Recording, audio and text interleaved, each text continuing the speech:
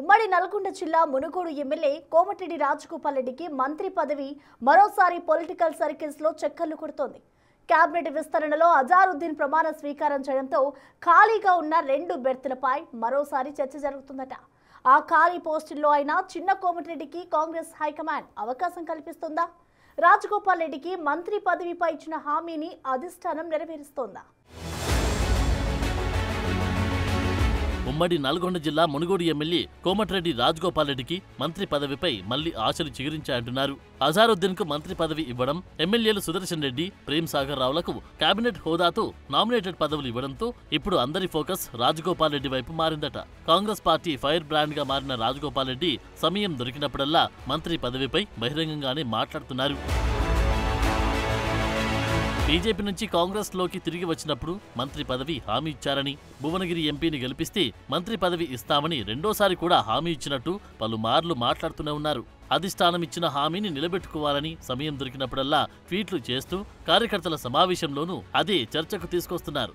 రాజగోపాల్ రెడ్డితో పాటు నిజామాబాద్ నుంచి సుదర్శన్ రెడ్డి, ఆదిలాబాద్ నుంచి ప్రేమ్ సాగర్ రావు కూడా మంత్రి పదవి కోసం తరచూ వ్యాఖ్యలు చేస్తూ పోటీ పడుతున్నారు. ఎట్టకేలకు వారు ఇరువురికి కేబినెట్ హోదా దక్కడంతో ఇక కోమటిరెడ్డి రాజగోపాల్ రెడ్డి ఒక్కరే మిగిలిపోయారు. గతంలో రాజగోపాల్ రెడ్డికి కూడా 6 గ్యారంటీ హామీల కమిటీ చైర్మన్ గా కేబినెట్ హోదా ఇస్తామని, డిప్యూటీ స్పీకర్ గా అవకాశం కల్పిస్తామని పలుమార్లు బుజ్జగించిన మంత్రి పదవి తప్ప మరే పదవి వద్దని ఆయన అధిష్టానానికి కరాఖండిగా చెప్పారట. ఆ క్రమంలో ప్రస్తుతం చిన్న కోటమిరెడ్డికి ఏ పదవి లేకుండా పోయింది.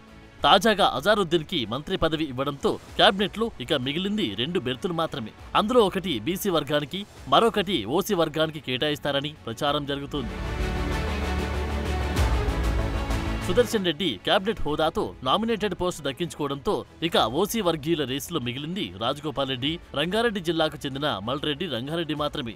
ఏదేమైనా 2 బెర్తుల్లో తనకు తప్పకుండా అవకాశం వస్తుందని రాజగోపాల్ రెడ్డిలో ఆశలు చిగురిస్తున్నాయట. ఆయన అనుచరులు కూడా సోషల్ మీడియాలో రాజన్నకు మంత్రి పదవి ఖాయమని విస్తృతంగా ప్రచారం చేస్తున్నారు.